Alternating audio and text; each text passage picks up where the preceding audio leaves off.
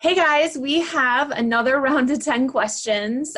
You'll notice that we're just rolling through 20 questions today, breaking it into two videos because that's just how we do things. When you're working moms, you take the time without kids that you can get. I actually have a babysitter this time, so Daisy's not like crying in the video. I know. I miss seeing her though, her little face and her hair that's growing. I love it. So our first question is from Andrea. She says, I love your videos. I also like that you answer most questions. I see on some graves a round thing that looks like a gas cap. What is that for? Like on the ground? I'm guessing on the headstone, it's the vase. Oh, yeah. Because I was going to say, or if it's on the ground, if you look closely, sometimes they have a number and they're the markers. Yeah, so it might be that or it might be the vase. I'll overlay two pictures so we can see. So there's at memorial parks in the flat headstones, there is what kind of looks like a gas cap. It spins, and when you spin and open, you pull out and a vase will pop out. You flip it and screw it back down in, and then in the winter, a lot of people just put it down into the stone. So it's kind of a, oh my God, what is the word? Not rescinding. It's like a recessible vase for out at the cemetery. So I'm guessing that's what it is. Jeffrey in Atlanta says, still hoping one or the both of you will address my question of how and if the industry is dealing with LGBT couples. I think this gentleman actually emailed me wanting to like answer this question, and I think I saw it on one of Yes. Do you want to start or do you want me to start? You can go ahead. I feel like I have a lot to say about this, but go ahead. I feel like this, I've always wanted to make a video to like address this just because I think it's a very good topic. I've only had one instance in my entire career, and I've been doing this for 8 years now, where we actually had to ask a same-sex couple, one of the ones who passed away, for proof that they were married. And this was at the very beginning portion of my career. I don't believe that gay marriage was legal, or same-sex marriage. Sorry if I didn't use the correct term. I don't know. Sorry, don't get mad at me. I don't know if it was legal at this point or not. In my state. And the reason why we had to ask for proof was because the person who came in, who was saying they were the next of kin, he called to inform us that his roommate passed away. And he said, my roommate. So when we were going through all of the questions that were needed on the death certificate, he had told us that his roommate was never married. And then after we filed the death certificate and got him all of his legal copies, he realized that he was running into a problem because he didn't have documentation proving that they were married. So then this gentleman came back and he had said, I was actually married to Mr. Smith. And we were like, well, you told us something completely different. So we can change the death certificate, but we need a marriage license to prove to them that you were indeed married. And he had no issues providing us that documentation. Like, he was not mad. I don't know if he was hesitant because he wasn't certain how, which is a sad thing, how we would treat him if we found out that they were married. I don't care. As a Christian, I love everybody. Love who you love, as long as you're not hurting anybody. Like, that's my whole philosophy on things.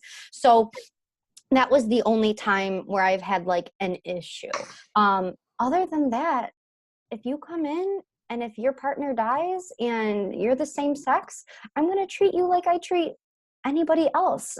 If you're a nice person, I don't care. You know, even if you're a mean person, I'm still going to treat you nice because you're walking into the funeral home. So, I mean, there's really no difference to me as a professional.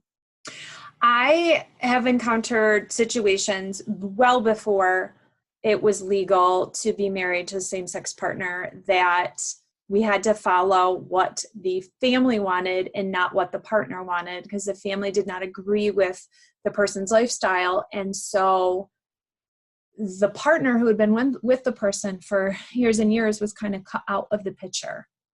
And unfortunately, there's nothing we as professionals can do about that? Because we have to follow legal next of kin order. You know, just like last week I had or the week before, I had like children from a first marriage and they wanted something for their dad, but I had to follow what the current wife wanted. Mm-hmm. So it doesn't, it doesn't matter what our hearts or our guts or whatever want to do. We have to follow the legal path. So now, just like with common law marriage, like Michigan does not have common law marriage. So say a couple lives together for 20 years and the person dies and they never had children, the deceased brother and sister or parents get to make decisions, not who they lived with for 20 years because they never got married.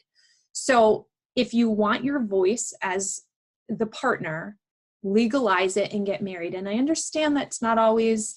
People go, a piece of paper doesn't make my marriage legal. And like, you know what? Good for you, but at your death it does. At your death. You have used the appointment form. Of agent form. Mm-hmm. Not everyone has it, but you can appoint anybody. I can appoint Lauren in Michigan to handle my... and I would trump your husband and your kids in those situations. Because that form is in place. So, if you are a same-sex couple and you don't want to get married, or even a traditional couple that doesn't want to get married. Yeah, an opposite sex couple. Is that what it's called? I don't even know that. I've never said that before. But that wants to get married, get one of those forms if you're in a state that can have that form, so that way you can, and I've had that discussion with people. Hey, we live together. We don't want to get married. What can we do? Get that form and appoint them as your person, just like you would get them appointed as your executor or anything. Appoint for burial purposes or disposition purposes, them for the same thing. Now, I will say with one thing I'm running into, not just with LGBT couples, but with the whole gender thing that is going on in our society, that people are choosing what they want to be. A family cannot come in and say, so-and-so associated or felt that they were female, even though they were male, and us choose what gets put on a death certificate. We have to put on the death certificate that that person was male because that's what they were, medically and legally. So we can't, I know a funeral director was talking about this recently, that they got in a huge fight with a family because the family's like, no, she associated herself as being female, even though all the parts said male. And they really were pissed at the funeral home, but it's not the funeral home's decision. Like, we have to follow our laws. Mm-hmm. Law trumps a lot of other law. We follow our guidelines just like a doctor follows, their code of ethics and code of laws and stuff.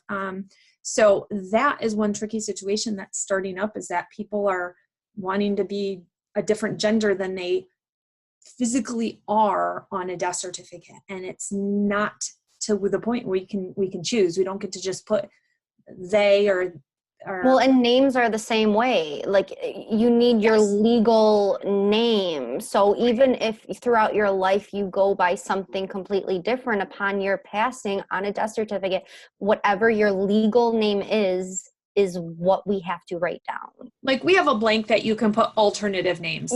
Or like AKA, I've done like also known as. So like things like that can be done, but I think a lot of people don't realize that you can live your life however you want to live your life. But like you were saying, when it comes to your death, these are things that are outside of our control as funeral directors. We have to by something far above our choice. Yes. I do know that there was a discussion recently also about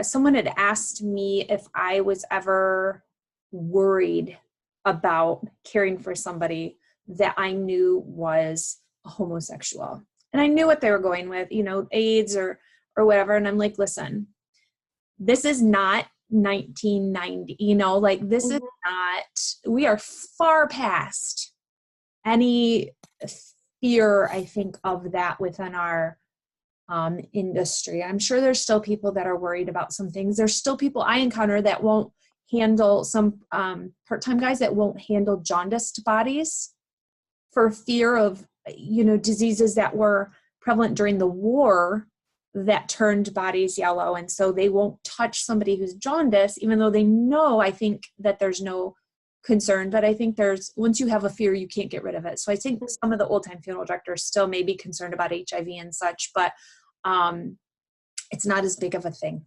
now. And I've talked to a couple people live in like San Francisco area. They are, homosexual, and talking about the bias and what they went through kind of during all of that time period, and loved ones not being cared for in the way they should, maybe because there was such a fear about somebody and the contagions and everything. And so definitely different. But I think, like you said, it is a great discussion to have, and it is a good thought. I know so many gay funeral directors. Like, the business is swimming with people who are not straight within this industry. Mm-hmm. So don't expect you're going in to sit down with somebody who is, on the opposite sex path, because I know so many that are yeah, not. Me too. And I know some who, if you're going to be judging a person who traditionally, like, you wouldn't necessarily look at them and think that they are gay, right. And some people, if they are, they sometimes live their lives or speak with a certain like accent or whatnot, and they, you look at them and you're like, yeah, they're gay, because that's how they present themselves. And that's nothing that I'm saying like in a negative way or whatnot. It's just, it is what it is. And then you have other ones who, like, if they wouldn't have told me, like, I used to be such good friends with this one funeral director, and when I found out that he was gay, I was like, what? Just because it was his life, his personal life, that he kept to himself. Found out he was married to his partner, and then I was like, what? Like, just because in my mind, and I know that's not necessarily like a good thing to do, and something he's trying to work on is not judging a book by its cover. You don't always know. You don't know a person and how they live. Well, and so there's a picture of a guy with like a leather vest, and he's tattooed from like here to like his toes. And you're like, how would you judge this person? And then you put him in his medical scrubs with his doctor's coat on at the hospital. And it's like, would you judge him differently now? And it's the same person, but it's what's covered up. It's what you don't see. It's what you don't know. But you judge based on these things. These stigmas that our society puts on people. Yes. So this industry, just like any business, is becoming so much more diverse, so much more accepting, but there's ignorance everywhere, and you can't change that. You just can't. If you get a bad feeling from a funeral home, say, you know what, I'm going to a different funeral home. Just like you would for any situation, go somewhere else. Mm-hmm. Don't allow somebody you feel is in hate of you to care for your loved one. Plain and simple. Whether it's race, gender, whatever it is, just follow your gut to somewhere else is, I guess, what I would say. Kari asks, have you guys ever had a badly damaged body and the family wants to see them, even if you don't think it would be helpful to them or upset them? Another question, when you work with a murder victim, is it hard getting to know the last moments of their lives were in fear? I think we've discussed this a lot as well. We've wrapped heads, we've let people see fingers or toes or whatever body parts. So we've both definitely handled very damaged and, burned accidents and stuff. So we know, Lauren and I have agreed very much that the value of seeing something, seeing any body part, say we kind of go to the extreme of what we can do. And we've talked about, I think, those final moments. I know I think I did a video, one of my 2 minutes or something was on knowing their final moments were in pain or fear. And that does drive me nuts. Like if I have somebody who's been murdered or raped and murdered, or house fires, knowing that they knew the end was coming. Like they could, there was a, not lengthy, but even just for a minute or 30 seconds or 15 seconds, knowing that what was happening or whatnot. I don't even know. I can't even imagine that. I feel like I've hugged people. I hold their hands longer. I brush their hair more. I spend a little extra time with them. I'll pray. I will talk to them, I think, a lot more than I would other deceased, just because it makes my heart so sad. But yeah. I get, and I know this like is not on the same line, but I get really weird feelings, and I don't know how else to explain it besides just like I feel like an uneasy energy, especially when I have suicide victims in my care. Like, a dead body does not bother me. I have been around dead bodies, hundreds of thousands of dead bodies, for forever. Yeah. But there's something about when I know a person took their life that I just feel like a sadness and an uneasiness, because that was such a they were in so much pain that they felt like that was what they had to do to get rid of that pain. And I think for me, dealing with suicide bodies is very difficult for me to do. Yeah. I remember the first girl I took care of that had been raped and strangled. And I can see her face like it was yesterday. I painted her nails. I remember it's so vivid. I think some of those situations, those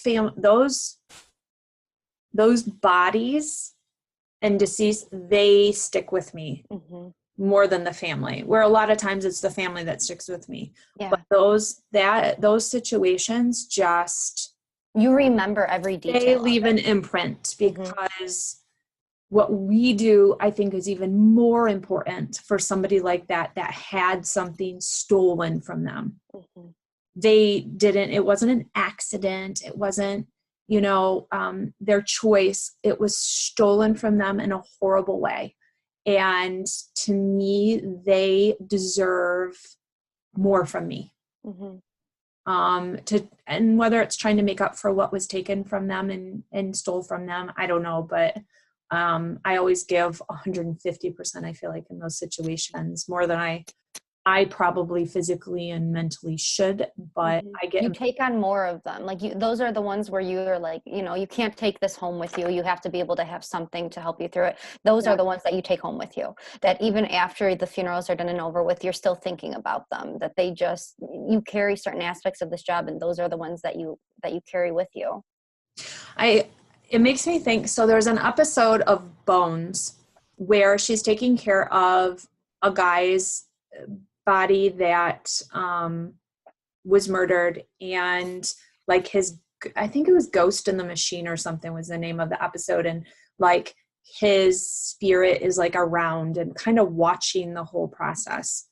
And that's what it makes me think of, is I feel like, not that they're there more, I don't want to get into like the spiritual ghosty side of anything, but it just feels like more is happening than just the normal day to day. Like I don't know.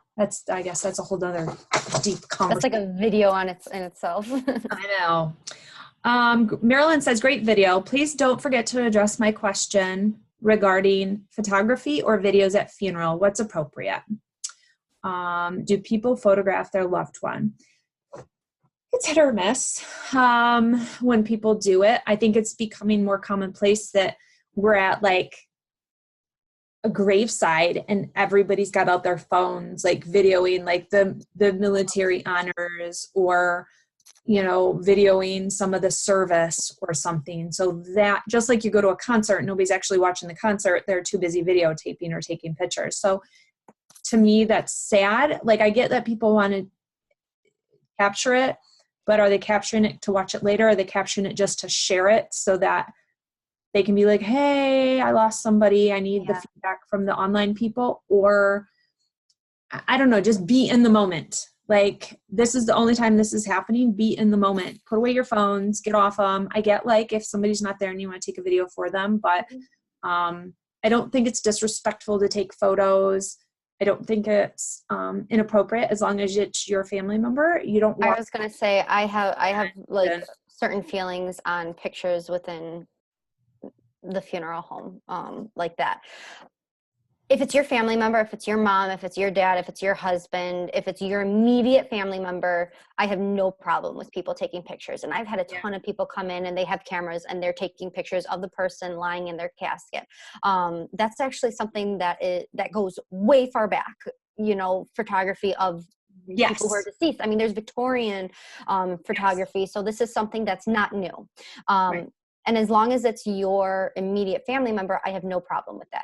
I have a problem when you walk in to a visitation to see your neighbor's grandma who passed away and you take out your phone to take a picture, because in my mind, that is not, it's not in your right to do that. This is not, your grief to carry to take a picture for anything like that. I know a lot of people who take pictures because they have family members overseas or out of town who can't make it in. So they want to take a picture of grandma so that they can show them to their immediate family. Totally understand that. I think that can be healthy in certain situations to acknowledge that a death has occurred. When it comes to graveside services, I think that's when I see it most is military honors. People take their phone to record that. I used to work for a funeral home who would record the entire funeral service, and they would get the family's permission to do that at the time of the arrangement conference. And it would go on their website then, and then the family could choose if anybody could watch it or if it was password protected. So once again, for family members out of town, if they couldn't be there, they could then log into the internet and watch this funeral service. So when done in a respectful way to help people get through a loss and to help the grief process, I have no issues with certain things. I've had families where they're Skyping or not Skype, FaceTiming during the funeral because, and they're not like looking at it, they're holding their phone like this as they're watching. So they're whoever can be a part of it. Technology is great and it can help people when they just can't get back home, but there's that fine line. Well, you've got the people who pose with the body and take a selfie of themselves with the deceased, or what feels really ingenuine to me is when somebody has a picture, hey, take a picture of me, and they do I'm looking at them and I'm sad, but you've stopped to ask someone to take a picture of you before that moment. That makes me think of like the memes where somebody's busted. They're like, oh, Bay's taking a picture of me sleeping, but it's you just taking a picture of yourself and posting it. And that is what comes to my mind during that. Like, you're posing to be grieving the person you lost. Like, it's like you were saying, it's today's day and age. We're social media based, we're internet based, and our validation for our lives come with how many followers and how many likes and comments we get on something. So when you have a very intimate moment in a very difficult, one of the worst experiences ever, that's going to get a lot of action on it. I mean, people will share from our funeral home we make an obituary page for every family, and people can link that to their Facebook. And even my friends and family members, when they lose people and post it on Facebook, today's a sad day, we lost my mom, blah, blah, blah, just to inform the people. Because once again, the internet's amazing and we can reach a lot of people and we can notify a lot of people very easily nowadays with it. And everybody's like, I'm so sorry for you. I'm so sorry. I'm so sorry. I'm so sorry. I'm so sorry. And it goes down, down, down. And I feel like for us, it's almost that validation of, well, my loss is very important because look at all these comments of everything that has happened. And if you're doing it, and as a funeral director, it's hard, and I don't want to necessarily judge a person, but looking in and seeing different situations, like we're saying, you can kind of see where people are going one way or the other with this. If it's truly helping your grief process, then I'm all for it. If this is going to help you look death in the face and get through a loss and make it easier for you in the long run, no problem. If it's more of that attention seeking thing, that's when as a funeral director, you're kind of like don't use the deceased as attention and a part of your thing. Because I think it is good to, the more you say, my husband is dead, the more times you have to say it, the more your body and your mind and your heart accept it as truth. So it is good to have that conversation and to say it and to put it out there. But when you're posting pictures of them in the casket and all over the place, to me, that's where it's like, are you disrespecting them or are you respecting them? Mm-hmm. That it's not for me to judge, Mm-hmm. even though I know I'm being a little judgy. Mm-hmm.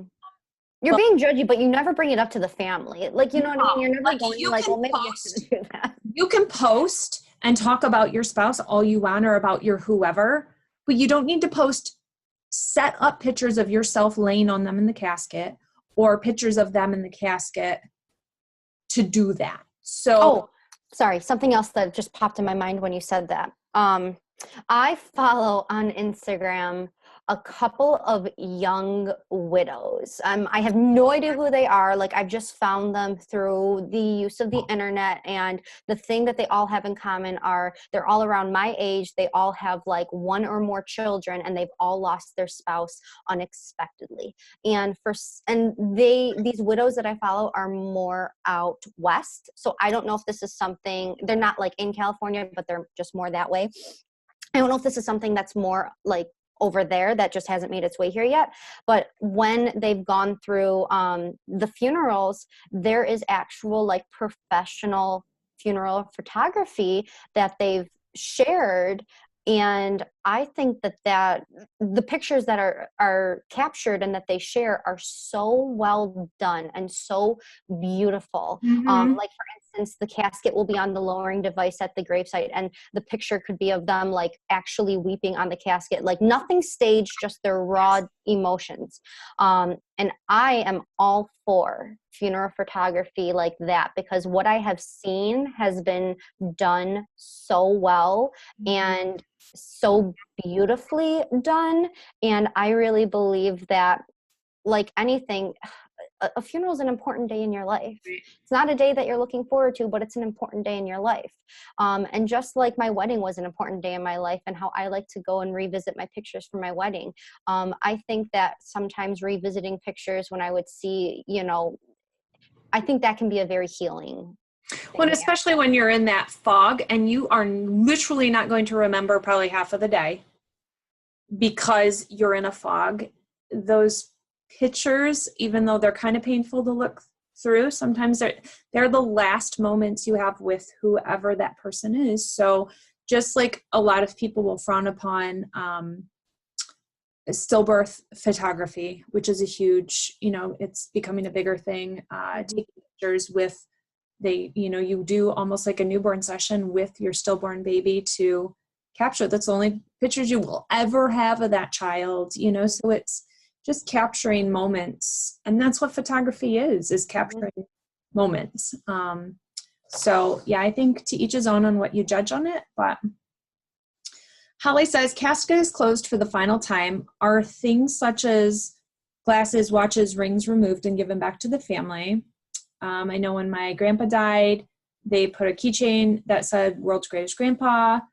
My aunt told us it was in his pocket. I don't know if it was buried with him. Yes. For burials, whatever family wants to be left in the casket's left in the casket. Whatever they want to come out comes out. Yep. And a lot of funeral homes will have a family sign something as to what they get back, just to cover butts, because too many times bodies have had to be disinterred back up to take off a piece of jewelry or different situations. So, or hey, we never got this jewelry back. Oh, we gave it to so and so. Well, we don't have it. We're going to sue you now. So a lot of people are really tracking what comes in and what goes out when it comes to the jewelry or anything. My foster parents have prepaid for their funerals and plots and all expenses that go with it. Caskets and vaults too. They did this like 15 to 20 years ago. They've gained about 200 or more pounds. What will happen as they need larger caskets and vaults? And more than that, their plots are very small with family on either side of them. What if they need a bigger vault and it won't fit in their plot? They're in their 80s, so we need to figure this out. Can a larger casket go into a larger size vault? Thanks so much. An oversized casket can fit into a standard size vault. Now there is more than an oversized casket. I don't even, is it called something specific? Like, There's a standard oversize, and then there's like a double oversize, or, everybody uses different. so the standard oversized ones are the ones that will fit into a regular vault. But when you go above that stand, because I have had to actually order, we got an oversized casket in and person wouldn't fit in it. So we had to go like a step above that. And there are oversized vaults that you have to purchase to fit certain size caskets. But typically, like, I mean, the space in the earth is like still typically, there's more, I'm not wording this correctly, there's more than enough room typically within the earth to bear, like, these cemeteries are accounting for the vaults and different things for that, unless it's a very old cemetery where their plots like are not properly marked, where this one is over here when it should be over there. That's where you may run into some issues with regards to the cemetery. Well, and you may have to choose a different space. We've had where families had to go somewhere else in the cemetery and maybe choose an aisle space or a extra row space, because some cemeteries will have extra rows in between, and they'll maybe turn the vault sideways and put them in that extra row so they can be near family. Like, cemeteries will try to work with you and accommodate because of the situation. Now, just because someone's gained 200 pounds does not necessarily mean they need an oversize anything. Mm-hmm. It depends on how the weight is distributed. And when the person is laying down, we measure the widest point of their body, whether it's hips, shoulders, elbows, whatever it may be. And that is where we measure to see if they will fit inside the casket. And then from there, we determine what is needed. So if they have pre-funded and prepaid for, let's say, a $1,000 casket, you then have $1,000 to go towards another casket. That pre-funded contract guarantees you what is on the contract. So the funeral home can decide kind of how they want to go. If they're going to stick by the rules and the laws that if you break the contract, you start over, and then essentially you just have what was put in to go towards a new casket. But some may say, okay, you put in $1,000. At today's costs, that would be like a $2,000 standard casket. So we will allow you to use $2,000 towards an oversized casket. And you may get it, you can get an oversized casket for $2,000. And another thing, like an 18 gauge sealer that they pre-funded, but you could use that money towards maybe a 20 gauge non-sealer, that the size would accommodate. It just may not be the same exact type of casket, but most funeral homes will hopefully work with you in that situation. Your money is always there and it's always guaranteed, but when you break the contract of what item was guaranteed, they can't guarantee that another casket, but they can give you money towards that. Another thing about the caskets, which I hope a lot of people do realize, is that I've had people tell me, oh, mom already purchased her casket through the funeral home. When you do a pre-arrangement with the funeral home, it's not like the funeral home calls the casket company right then and there and has the casket delivered, and they're not holding it like in the warehouse of the funeral home. Typically what is done is we have that merchandise on file. We know what casket you want. And then years later, at the time of the death, we can then purchase that casket that you had picked out. Or if for whatever reason it's no longer manufactured, we can get you a casket that is very similar to what you had originally picked out. So when you say mom and dad already purchased a casket, they very well may have picked out the casket and the funeral home knows what they want, but the funeral home doesn't have that casket just lying in the back room, and they're not going to say at the time of death, oh no, we have mom and dad's casket, you can't choose a different casket. Right.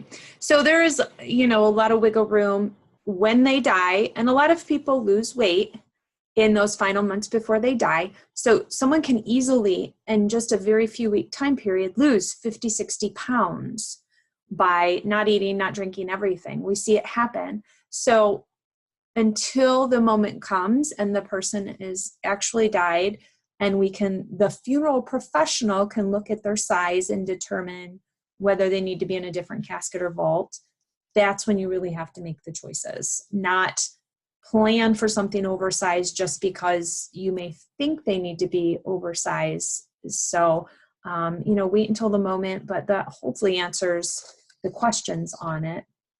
Erica wants to know, what is the protocol? What do you do if you have a funeral scheduled and a travel ban or really awful weather happens? Just happened. So I know we both had the polar vortex craziness happen here. And I actually polled some funeral directors asking like how many people had canceled services and things. And it's rare that I see anybody actually cancel a service. This was actually the second time in my whole career that I've had to cancel a funeral service. And what I always tell families is, as the funeral home, we do not cancel. I was there in the middle of the snowstorm, in the middle of the travel bans. We were driving. You couldn't see a foot in front of you. I was at the funeral home and I was getting ready for the visitation. The family was the one who called me then and said, you know what, because of the travel bans, because of the weather, we want to cancel. We want to postpone. So as long as you want to do it, the funeral home is going to do it. Right. We will get in. What I ended up doing, which I kind of was talking in my Instagram stories, because I was like, what do you guys do in this situation? What I ended up doing, because it already ran into our local newspaper, and this funeral was for quite a well-known person, I actually called our local news stations, and at the bottom of the screen, how it's like, the school's canceled, right. these activities were canceled. I got our funeral home up there. So it said, my funeral home name, services tonight are canceled. And on our website, we updated the information. On all of the windows in the funeral home, we made signs. So in the event that people did come out and didn't get that notification, it was like, services are canceled till tomorrow. It does not happen often. Mm-hmm. Bad weather is bad weather, especially where we are located. We get snow, we get bad weather. It's part of living in the northeastern part of the States, you're kind of used to it in a way. As long as the vault company is getting there and the cemetery's there and we're there, and if some of the families coming, then a lot of families will be like, we have to do it today because everybody's leaving tomorrow on a plane, or they're going back, or so it just depends, I think, on the situation. But if the vault company literally can't get there, you can't do the burial. I have had where we have the service and we do the burial later. Mm-hmm. That's more common, I think, than canceling the whole thing. Just absolutely. Some things the show must go on, I guess, per se. But the news, the TV, social media, every way is a good way to cancel. Also, I've heard of people trying to steal jewelry off a deceased. Have you had anyone do this where you work? No. I have not either. But I've heard of it happening. I can see where it happens, especially in some situations when you have huge staffs and there's no follow through with one staff member, I guess, like the person that dressed the body is not the person that does this. And so you have a lot of people rotating through, cleaning crews, different people. I can see where it could happen. Hopefully the family would be diligent to pay attention and be able to say, hey, but if you have people attending the service and they're up by the casket and they take something, that's hard to know who took it. I know that there are some funeral directors who own their own funeral homes in my area where they actually have cameras placed looking at the casket. Wow. In the event that something were to happen, they would have on film what had happened. So it's kind of just like an added protocol or protection that they use. I've heard of funeral directors stealing things, but it's kind of like, that's the one bad fish in the sea of everybody else doing the right thing. Yeah. So it kind of falls back on follow your gut. Use somebody that you trust. Use somebody that you have a relationship with. Hello, ladies. Just some quick questions from Dennis. Do you ever talk to the deceased? Like, hey, your nails look nice, or that's a pretty tattoo? I talk to the deceased all the time. I talk to constantly. Them. Yeah, I sing. I talk to them. I don't know. Sometimes you spend a lot of time around them, especially if you're doing restorative work and stuff. It gets lonely. You just talk, or you say, oh, I hope you like that, or gosh, you look nice. I don't know. Just comments that probably seem silly to anybody if they were to observe. Yeah. us, but You turn on the lights at the funeral home. Hi, Mrs. Smith. How are you doing today? yeah. You know, just, I mean, it sounds weird when you say it out loud, but I feel like it's not weird when you're doing it. I do it out of a respectful thing. Like, I know this is the shell of a person, but I'm still treating them as a human being. Are you allowed to listen to any music while embalming, something calm and relaxing after a tough day? Yeah, and when I would embalm, I would listen to all different, whatever music I like. Yeah. I think that's respectful. I'm not going to listen to like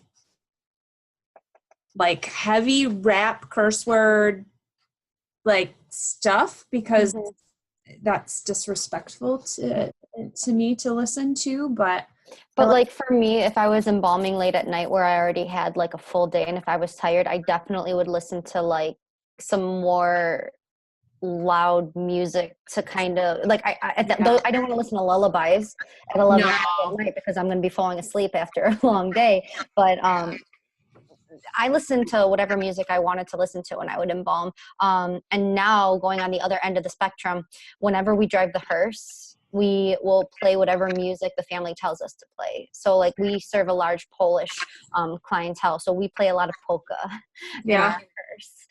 Or we'll ask the family, does your loved one have, we've played Elvis. We've played so many different things in the hearse. So like the hearse tends to be for the deceased, but like the embalming room was for me. No, I think it's good. It's nice. I sing a lot. So it like any kind of not easy listening, but like just a mix of, I don't know. I'm trying to think of anything I would sing, but just whatever. I like to sing. So and with the respirator on, it's really beautiful. I promise.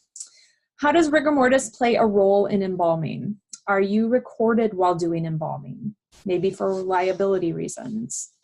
So rigor mortis, it doesn't play a huge, you want to break up the rigor mortis. Yeah, that's the only thing. Just allow the flow to be better, but you want to embalm before it is naturally gone, because that means that the tissue is breaking down. So it is a good gauge for us as to what is going on within the tissue in the system. So if they're still in rigor, it is a better sign for us.